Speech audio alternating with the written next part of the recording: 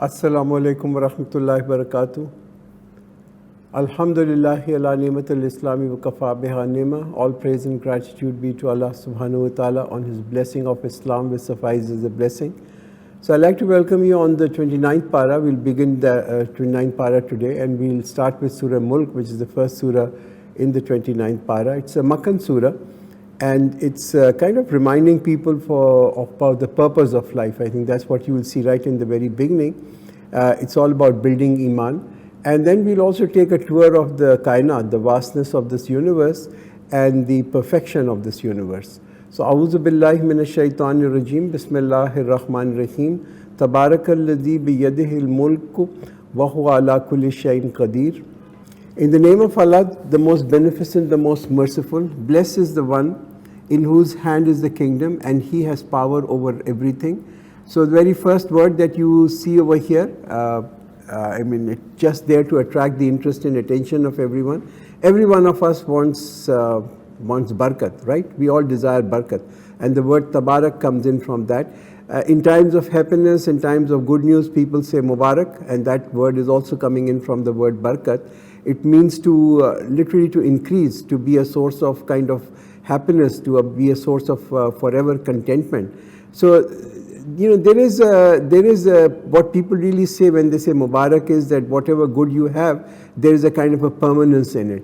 So the real meaning of barakat is unending benefit, and obviously that's limited in this world, and in the hereafter, and as well as in this world, this ayat makes it very clear that all barakat is in the hands of Allah. الذي خلق الموت والحياة ليبلوكم أيكم أحسن عملا وهو العزيز الغفور, and the one who created death and life so that He may test you as to which of you is best in deeds, and He is the Almighty, the Forgiving. So generally death is considered to be a kind of a end of existence, and life is always associated with creation.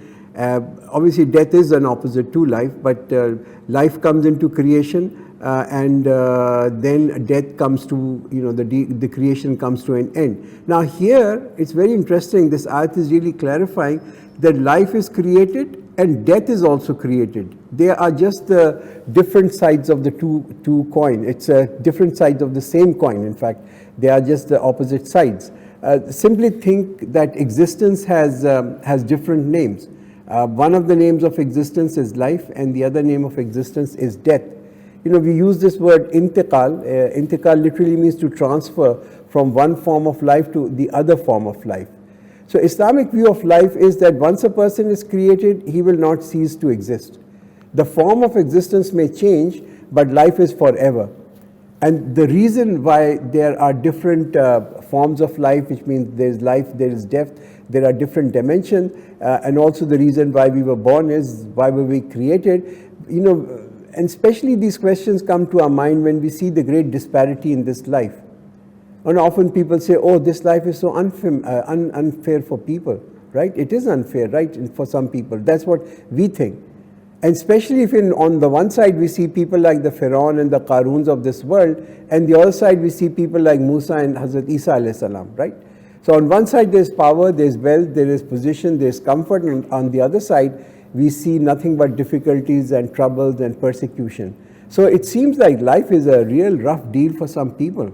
Now Quran resolves this problem up, and it becomes very clear that whatever we have today, it's a very temporary situation. Life is not the name of just this 20, 30, 50 or 100 years, but this is really a test. We are all being tested as to which one of us is doing right deeds and which one of us is not doing the right deed. So the important lesson that we learn is that man has been sent so that Allah tests him. Hence, if we have this as our frame of mind, that we are being tested at all times, and the well-being is not a reward and difficulty is not a punishment. Now someone who has this kind of a mindset, he will behave very differently in this world. It's kind of a mindset of someone who says, this is my exam time. I need to pass this test to have a secure and a happy future. Now his attitude will be completely different, because if you have this examination attitude in your mind, so the criteria of success in an examination is not if a student is using a Parker pen or a gold nib pen. It doesn't make any difference what is in his hand.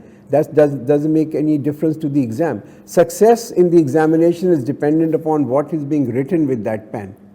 So successful are those people who respond to this to the question as to how the teacher has taught them and according to what is being stated in the syllabus. So remember, when the time is up, the pens are down, and then not a further word will be written. So consider this life that we have, whether we are in the state of richness or in a state of poverty or in a state of difficulty or ease. These are all different types of tests that are taking place, and then these tests will end, and then the results would become apparent. Who has created seven skies one over the other? You will see nothing out of proportion in the creation of Rahman. So cast your eyes again. Do you see any rift? So the proof of the power of creativity, the might, the majesty. So human beings are being invited to ponder over this universe. The Creator knows that there is no flaw or inconsistency in the creation of the universe, and that's the reason the Creator sends a challenge. Do you see any defect? Do you see any flaw over here? Now, when we look at the cosmic balance and we look at this vast universe, the endless space, man is really odd. Everything is working in such a uniform pattern. From a tiny atom to this vast universe, everything is working on the same law. So Quran engages people to think about, ponder about the universe, to explore it, to discover, to invent things over here. Then cast your eyes again and again, and the vision will come back to you humiliated, and it will be tired. And certainly we have decorated the nearest sky with lamps, and we have made them devices to stone the devil, and we have prepared for them a punishment of blazing fire. And for those who disbelieve in their Rabb, there is a punishment of hell, and it is an evil return. So if after seeing all this, people still do kufr, well, it's still quite surprising, right? To look at this universe and look at all these laws, it's still very surprising how people can deny the Creator. When they will be thrown in it, they will hear it roaring as it blazes forth. So, you can see the word picture of hell. It's like hell is screaming and roaring. So when the sound is so horrifying, imagine when a man is given to it, what this hell is going to do to him. Seeming as if it will burst out of fury. Whenever a group is thrown into it, its keeper will say to them, had no warner come to you? So here grouping either will be, people will be grouped behind those who mislead and those who are misguided, or maybe according to the nations that we were born into, which we all belong to, or maybe according to the level of sin people have done in this world, people are grouped over there. Now the question they will be asked when they will be entering in groups in hell is there not to increase their knowledge or not to just question them, but to increase the despondency. How come warners had come to you and still you didn't really pay heed to them? And these people will wish that they had not done so. They will say, yes, indeed a warner had come to us, but we rejected and said, Allah has not revealed anything. You are only in great error. So they say, yes, a messenger warned us, but we disbelieved, we rejected. We thought that this message is going to spoil the fun of our life. And they will say, had we been listening or understanding, we would not have been among the people of hell. Very important statement, very important ayat. I mean, we need to think about this ayat, that here it is said, people who do not want to be among those who go to hell, they should really remember this ayat. It said, had we been listening or understanding, this is something that you need to care. We have to hear this Quran. It's all about hearing this Quran. It's a lot easier to hear, and then understanding we need to also do, to think and to ponder about it. But it's a lot easier to hear this book than to read this book. Thus they will confess their sins, so away with the people of hell. Surely for those who have awe of their Rabb without seeing, for them there is a forgiveness and a big reward. So now the zikr of those who are fearful of Allah, the wise people whom the fear of Allah made them stay away from sins. Whether you keep your talk secret or make them loud, surely He knows well what lies in the hearts. And this is what we need to keep in mind, that publicly if we consider something as bad, something as sinful, we should also refrain from doing it when we are alone. Ala ya'lamu man khalaq wa huwa al-latiful khabir. Then will He not know the one who created? He knows us. then will he not know the one who created, while he is the knower of the finest things, the all-aware. Now those who were proud, this was their attitude. I know myself better. But here Allah says, Allah knows us better than what we know about our own selves. He is the one who has made the earth subjugated for you. So you walk on its shoulders and eat out of his provision, and to him is the resurrection. So pointing to what we call the mother earth, the cradle, from where we all get our sustenance. This is rahmat of Allah that he has tamed the earth for us, made it stable, so we eat the rizq Allah has grown for us. But remember that there are really no free lunches, right? We need to keep in mind that we will return back to this earth and then we will give hisab. Have you become fearless of him who is in the sky? If he makes you sink into the earth and it starts trembling at once, or have you become fearless of the one who is in the sky, if he will send down against you a shower of stones? So soon you will know how is my warning. Now what happens is that man is heedless by nature. When everything around him is happening according to a routine, man begins to assume that the stage will remain there forever. And as a result, man forgets that Allah is controlling and sustaining every form of life. When natural disaster strikes, then man realizes how vulnerable life is. Every disaster is a trial. The point is that we really need to see our amal, that if we were to leave this world now, would our deeds be enough for our salvation? And certainly those before them rejected, so how was my censure? When people cannot save themselves in this world, then Quran says, how can they really save themselves in the hereafter? Have they not seen the birds above them spreading their wings and folding them? No one holds them except the Rahman. Surely he is watchful of everything. So Allah's ikhtiyar is on the heavens and on the earth and all that is in between them. Allah knows it. Then the zikr of these birds which are really defying gravity and then flying against this gravity. Now who is there to act as a force for you to help you except the Rahman? The disbelievers are in nothing but delusion. Or is he there to give you sustenance? If he withholds his sustenance, still they persist in rebellion and aversion. Now this is in response to this constant demand by the kuffar, why the azab that you are threatening us with is not coming. Bring that azab to us now. So it is being asked, what have you to defend if the azab of Allah arrives today? Then turn your attention to the risk that Allah has provided. If Allah was to withhold, from where are you going to get your risk? Just think about the fact that if Allah takes away the ability from the seed, one single seed, to grow and become a tree, where will people get their sustenance from? Then is the one who walks falling down on his face better guided, or the one who walks properly on a straight path? Now every one of us is doing a journey. This is a journey of life, walking towards the end of life. Our modes of travel may differ, but in both cases, whether people are falling on their faces on this earth or walking properly on the straight path, in both cases there is an effort that's needed. Nothing is easy. Neither of these paths are easy. But for someone who gets stuck to the earth, what can he really observe and contemplate? There are no higher targets in life for him to fulfill except these personal desires and clinging to the earth, the existence of an animal, just following the desires.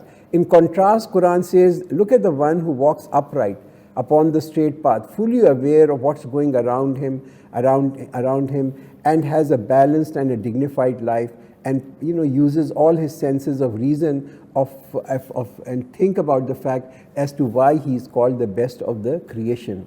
Say he is the one who has originated you and made for you ears and eyes and heart. How little you pay gratitude. So it's Allah who gave us ears and eyes and heart, but the shikwa of Allah is that you do not do shukr of them, of these ni'mas that Allah had given. Instead of paradise, people use these faculties that Allah has given to keep buying more Jahannam for themselves.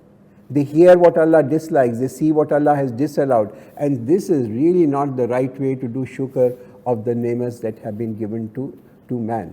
Say, He is the one who has scattered you on the earth, and to Him you will be assembled. So this multiplication that we witness, hence we have a firm belief in it. But this gathering that we are not observed, we have no yaqeen, which is a gathering on the day of judgment. And they will say, when will the promise be fulfilled? If you are truthful, say the knowledge is only with Allah. I am a plain warner. So the answer is, Allah knows best. I'm just a warner that results will definitely come. When, I don't know. But I certainly have no doubt of the fact that the results will ultimately come. Then once they will see it approaching, the faces of the disbelievers will be distorted. And it will be said, this is what you were calling for. Say, have you considered if Allah destroys me and those who are with me, or has mercy on us, who can save the disbelievers from a painful punishment? Say, He is the Rahman, we have believed in Him, and in Him we have placed our trust. So you will soon come to know who is in open error. So despite all this, their spite, the ill feelings, Muslim doesn't really change his stand. And why is that? The reason for that is because he has Iman on the Rahman, who will judge and judge everyone on one day. Say, have you considered, should your water vanish into the earth, who will bring you clear flowing water? Now, this is a question that's being put up for people to think about and to ponder, that think about all the water. If the water was to sink down, and sometimes you wonder, why doesn't the water sink down and go to the center of the earth? Because that's where what the gravity is pulling it down. Why doesn't it do that? That's law of nature. And if that was to happen, what can man do? So powerless is man. We begin with the next surah, Surah Qalam. Qalam literally means a pen, and it's again a Makkan surah. Bismillahir Rahmanir Rahim, Noon wal qalami wama yasturun. In the name of Allah, the most beneficent, the most merciful, Noon, by the pen and what they write. So here Allah is taking an oath by the pen. When you see Allah swearing by the pen, we need to do a lot of adab of this pen. Allah is swearing by it. Now, which pen is being referred? Obviously, there are many different riwayats onto it. It's referring to the pen with which the taqdeer or the destiny is written. Some say it's the pen with which the Quran is written. But nevertheless, the point over here is that people who can read and write, how exalted these people are. People who can read and write, how exalted they are. Ma anta bi ni'mati rabbika bimajnoon, by the grace of your Rabb, you are not possessed. So all the treasures of knowledge that we have is preserved and protected through this pen. Entire history is written with pen. Quran and knowledge of Allah are all a witness to the fact that, as this ayat says, that you are not a majnoon. Why is there a need for this consolation, which is being given to our Prophet sallallahu alaihi wasallam? When inviting to Quran, people reacted in a different manner. The lightest word that people used against our Prophet ﷺ was that he's a majnoon, that he's a man who's possessed, or he's a kind of a man who has madness on him. Now, on both these conditions, are not in one's own power.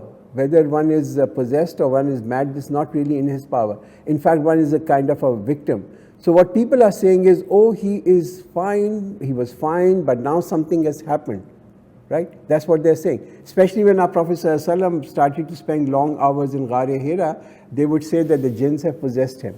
So even the wahi had also an effect on our Prophet ﷺ, because sometimes it would be cold winter days, and our Prophet ﷺ would start to perspire. So Quran is a witness that the Prophet is neither possessed nor he is mad. This is a kalam which actually cures mental illnesses and junoon. People don't lose their senses by reading this book. They actually come to their senses. And you will definitely have a reward that will never end. So all these taunts and ridicules that you are sustaining are just temporary. There will be a time when all this criticism will cease, as it did. But the sabr that Prophet ﷺ did and the obedience of Allah that he displayed, the reward of that will be unending. And you are surely on an excellent standard of character.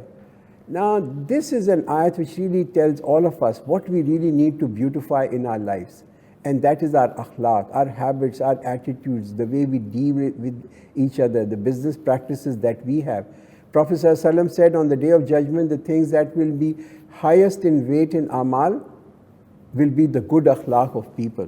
So soon you will see and they will see which of you is demented. Surely your Rabb knows best who has strayed away from his way, and he is well aware of those who are on the right path. So a consolation for our Prophet ﷺ that don't pay heed to the words of the kafirs and the opposition. All people are really trying to achieve is to reduce your credibility, but soon they will know. Allah knows very well who is guided and wants guidance, and Allah also knows who who is not guided. And Allah will give people what they are asking. If people ask for guidance, they will get guidance.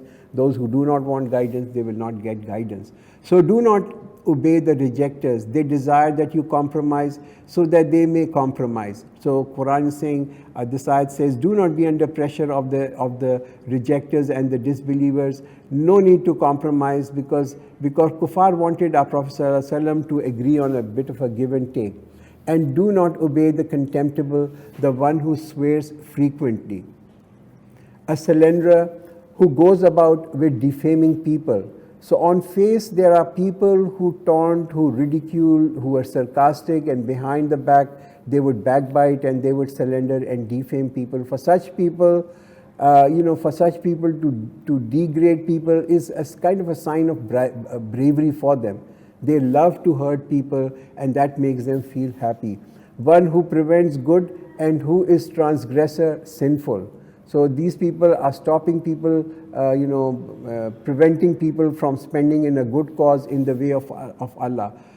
Harsh, besides that, illegitimate. Do not obey such people merely because he is a man of wealth and sons. So when we see someone with wealth and family, we think, what a rahmat of Allah. He must have done something really good. But clearly that is not how Quran portrayed such people. Despite the low character, Allah has given such people lots of wealth and a big family. Sometimes this is a form of a saza. This is sometimes in a form of a punishment. So nemats are given as a punishment, and all this becomes a great fitna for them. When our verses are recited to him, he says, these are the tales of the ancient. So when the ayahs of Allah are recited, he turns away his face in pride and says, this I've heard this before. We shall soon brand him on the snot. All this izzat and honor will soon go down into the dust. When angels of death come to such people, the angels are not impressed by the social status of anyone. They're not impressed by the wealth of the person. And people will soon really know their position. We have tested them as we had tested the owner of the garden when they had sworn an oath that they would pluck its fruits in the morning. So the abundance and izzat that was given to the people of Makkah became a fitna for them, and that's what this story is narrated for them. And did not make any exception.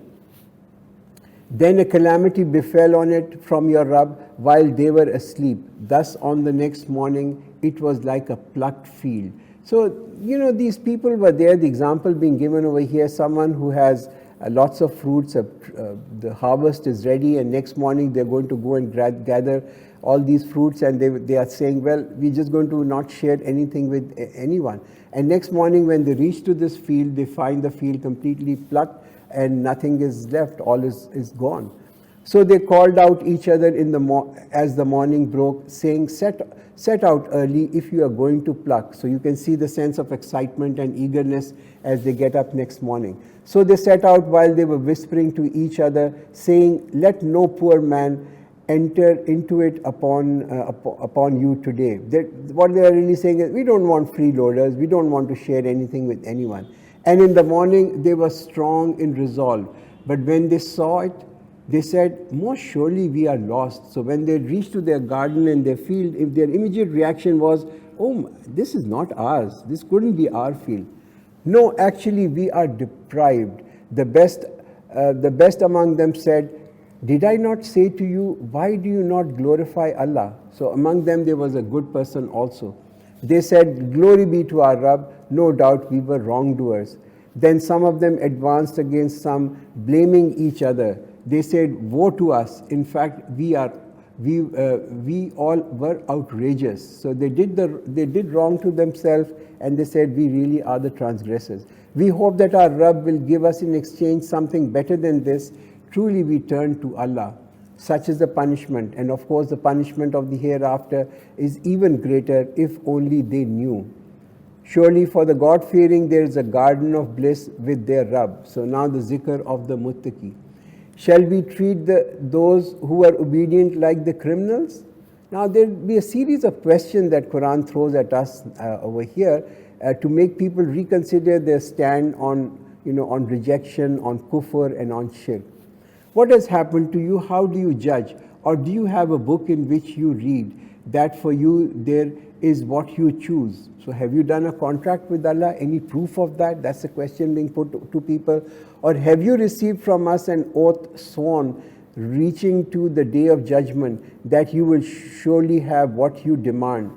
Ask them, which of them will vouch for that? Do you have any definite promise from Allah? This is what Quran is asking people, that He will protect you and save you and take you to paradise. Or do you have associates from them? Then let them bring their associate if you are truthful. So if you are truthful, bring your proof. On the day when the shin will be exposed and they will be called upon to prostrate themselves, they will not be able to do. They will not be able to, which means they will not be able to prostrate. So when the tajalli, the presence of Allah happens, all those in this world, on the day of judgment, will bow down and do sajda, except those people will not be able to do sajda who didn't do sajda in this world. Now, since when we were in the world, when people were in the world, they did sajda and they knew how to do it, they will do the same on this day. With their eyes downcast, they will be enveloped with abasement. They used to be called upon to prostrate when they were safe. So leave me alone with those who reject this discourse. Soon we will draw them on little by little from where they do not know. And I am giving them respite. Indeed, my plan is firm. Is it that you ask them for a reward due to which they are burdened with a debt? Now, when people of this world display their talent and the special skills that they have professions, they charge people for benefiting from their talent and their skills, right? So we see for music concerts, other concerts, arts and others, people take tickets and they take huge amount of fee for that. But messengers do not make the prophethood that they have as a profession. They make it as a mission and and work with full zeal, with time, with effort, with talent to deliver the message, yet they do not demand any compensation for it. Or do they have knowledge of the unseen so that they write it down? So be patient for the decree of your Rabb, and be not like the man of the fish when he cried out while he was in distress. Now, if people are not understanding or accepting, then advice given to our Prophet ﷺ is be patient, do sabr on not accepting, and patiently just continue to spread the message without coming under pressure of compromise. And this is again the story is being touched upon over here is the story of Hazrat Yunus alayhi salam, who left his people. He got really tired of them and he left them, and the Quran says don't actually do that, have more patience. Was it not that a favor from your Rabb reached him? He would certainly have been cast into wilderness while he was blamed. Then his Rabb chose him and made him one of the righteous. So Allah selected Hazrat Yunus alayhi salam and made him in the group of those who were successful. And indeed the disbelievers seem to trip you up with their glance when they hear the reminder and say, surely he is possessed. And it is nothing but a reminder for all the worlds. So reading Quran, hearing Quran was so repulsive for these people that they would stare at our Prophet ﷺ in order to intimidate him. So this is what it said over here. This is just a reminder for people of this world. Now we're going to begin with the next surah, Surah Al-Haqqa, which is again the name of hell, one of the names of hell. Bismillahir Rahmanir Rahim. Al-Haqqa, the eminent happening. Mal haqqa, what is the imminent happening? Vama adraka mal haqqa, and what makes you realize what the imminent happening is? Now, the severity with which people are rejecting the hereafter, with more severity, in a more severe manner, it is stated that Qiyamah is bound to come. The more people reject, the more it is being stated is bound to come. So like I said, Al-Haqqa is one of the names of Qiyamah that is there. Samud and Ad had denied the shocking event. As for the Samud, they were destroyed by an exceedingly dreadful cry. And as for Ad, they were destroyed by a violent windstorm. That he imposed on them for 7 nights and 8 consecutive days. So you could see them thrown to the ground as if they were trunks of hollow palm tree. Now do you see any remnants of them? And Pharaoh and those before him and the upturned towns committed sins, and they disobeyed the messenger of their Rabb, so he seized them with an ever-tightening grip. Surely we carried you in the ship when the water crossed limits, so that we make it a reminder for you, and so that a remembering ear may preserve it. So because of their beliefs on the Prophet, your ancestors were saved. This is what Quran is actually telling them. Their iman actually resulted in your taking benefit of the iman of your ancestors. So when the trumpet will be blown one, the earth and the mountains will be lifted and crushed into pieces with a single blow. Then on that day the great event shall come to pass. The sky will burst apart while it will have become frail on that day. So maybe the gravitational force will cease to exist, the pull will be gone, the colors will vanish. Ayat number 17, and the angels are at its edge, and 8 will carry the throne of your Rabb above them. On that day, you will be exposed in a way that no secret of yours will be hidden. Now, as for him who is given his book in his right hand, he will say, come here, read my book. I am sure that I will encounter my reckoning. So in this world, we all want to display our good deeds, right? If we do a good deed, we want it to be displayed. This is part of human nature because we all want to be appreciated. But then there are people who intentionally do not display the good deeds so that the shaitan may not steal from them, or due to the fear that Allah may disqualify these good deeds. So they kept them hidden. The good deeds that people kept them hidden because they had faith that on one day we will show to our Rabb, and now that is the day of display. These people will display their good deeds to them. So he will be in a well-pleasing life in lofty gardens, the fruits of which will be close at hand. Eat and drink with pleasure as a reward for what you did in advance during the past days. So this is a reward for the efforts and the striving for few days in this world, for few years in this world, and the reward for that is forever. As for him who is given his book in his left hand, he will say, oh, would that I had not been given my book, and I had never known what my account is. Oh, would that death had been the end of the matter. My wealth availed me nothing. My power has perished with me. Seize him and then collar him, and then cast him in the blazing fire. Thereafter fasten him with chains, the measure of which is 70 hands. Indeed, he did not believe in Allah the Almighty and did not persuade others to feed the needy. So he has no friends here today, nor any food except dirty water, which is eaten by none but the sinners. So this is a reward for the khati'uns, as the word is used in Arabic, not for the mushrikuns or the munafiqun, but those people who have done khata, those people who were sinful. So nay, I swear by what you see and what you do not see. It is surely the speech of a noble messenger, and it is not the speech of a poet, and how little you believe, nor is it a speech of a soothsayer, but how little you heed. It is a revelation from the Rabb of the worlds. Had he, the Prophet, forged some statement in our name, we would certainly have seized him by the right hand and then severed his life artery, and none could have saved him from it. Now the messenger on whom these ayahs are being revealed, the messengers are protected and they are closely guarded, and there is no question or apprehension that our Prophet ﷺ will bring about any change on the revealed Quran that was revealed on him. But this message is a message for the disbelievers that it is literally impossible. It's impossible to bring about any change in this book.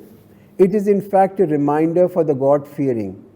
And surely we know that among you there are deniers. And surely it is an anguish for the disbelievers. And it is surely an absolute truth. Therefore glorify the name of your Rabb, the Most High. We'll do the next surah, which is Surah Ma'arij. It means a stairway, a staircase. It's a Makkan surah. Bismillahir Rahmanir Rahim. Sa'ilun bi'azabi waqi. A questioner questioned about the befalling punishment. So the questioner someone is asking this question on whom this azab is going to befall. So the response of it is that it will fall on the deniers of the truth. Lil kafirina laysa lahu dafi. For the disbelievers there is none to avert it. From Allah, the Lord of the ways of ascent. So this azab will come from whom? From Allah, who is the Malik of Uruj. That's the word that's used, who is the Malik of Uruj. Allah is the owner of the Buland Darja. He gives position and status to whom He pleases. And it is in His power and His control that He will give people position in paradise. To Him ascends the angel and rule in a day, the measure of which is 50,000 years. Now think about it, we plan for 5 years, Allah plans for 50,000 years. So therefore be patient, results will come, we just have to be patient. So observe patience, a beautiful patience. Surely they think of it to be far off. Who sees Qiyamah to be far off? The one who is distant from Quran, the one who is distant from Allah. They see that Qiyamah is far off, and we see it near. On the day when the skies will be like molten copper, and mountains will be like dyed wool, and no friend will ask about any friend. Though they will be made to see each other, a guilty person will desire that he may be able to ransom himself from the torment of that day, even by his sons, and his wife and brothers, and his near tribe that sheltered him, and all those on the earth. Then he will redeem himself. By no means, surely it is a flaming fire, puller of extremities. It will call the one who turned and fled. Call the one who turned and fled, turned his back towards the call of Quran, somebody who didn't really accept the truth. And amassed, then withheld. Indeed, man is created very impatient. Now, Quran is pointing out to the disease of the heart, which we call anxiety. Now, anxiety is a disease of the heart, and it results in people because they have no yaqeen or tawakkul on Allah. When people start to believe that I am in charge of my own life, then this anxiety sets in. Fretful when evil touches him. People make hangama. Whenever a little disappointment comes in their life, they make a hangama out of it. Why this has happened to me? Why it should happen to me all the time? And close-fisted when good touches him. So when goodness comes to such people, they become totally selfish.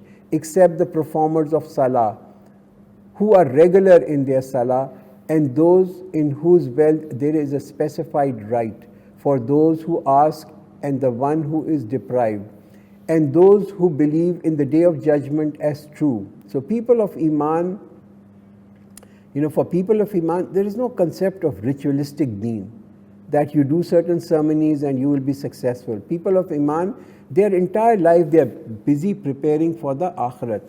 And those who are fearful of the punishment of their Rabb, indeed the punishment of their Rabb is such from which none should feel secure. And those who guard their private parts, except for their wives or those slaves girls whom their right hands possess, they are not to be blamed. But for the one who seeks beyond that, then such people are the transgressors. So those who have exceeded limits, the limits specified by the Quran, these are the transgressors.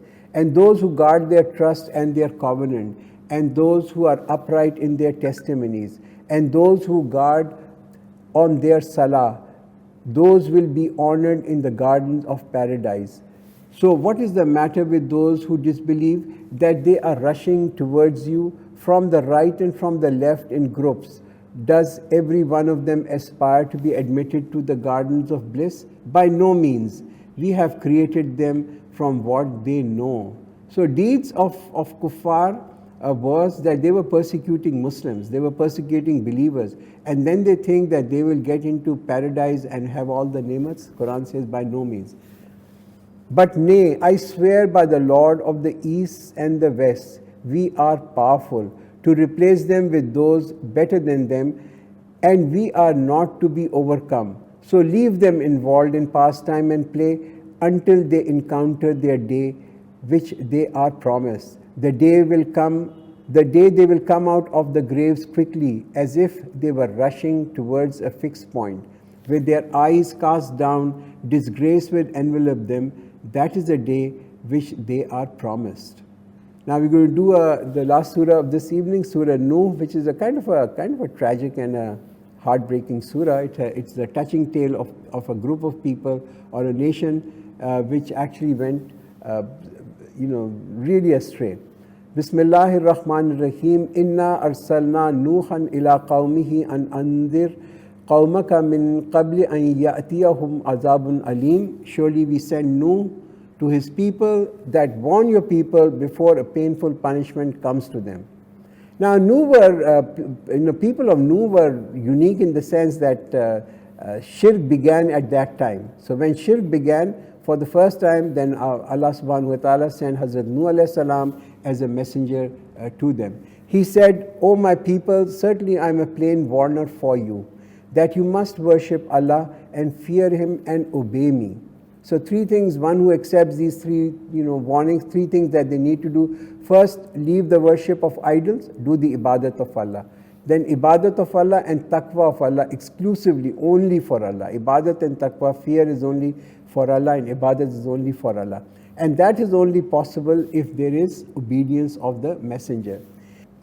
He will forgive your sins and give you respite till an appointed term. Indeed, when Allah's term comes, it is not deferred if you only know. He said, "O my Rabb, I have called my people night and day." So this is the prayer of Hazrat Nuh alayhi salam praying to Allah subhanahu wa ta'ala. "But my call only made them flee more. Whenever I called them so that you might forgive them, they put their fingers into their ears and wrapped their clothes around themselves and grew obstinate and were puffed with pride." So when Hazrat Nuh alayhi salam asked for forgiveness, people became upset. People were really annoyed. Why? Because asking for forgiveness, tawbah, also means that you consciously accept the past mistakes and promise that you are not going to repeat those mistakes. And that's exactly what they were not wanting to do. "Then surely I called them aloud, and then I spoke to them in public and spoke to them in private.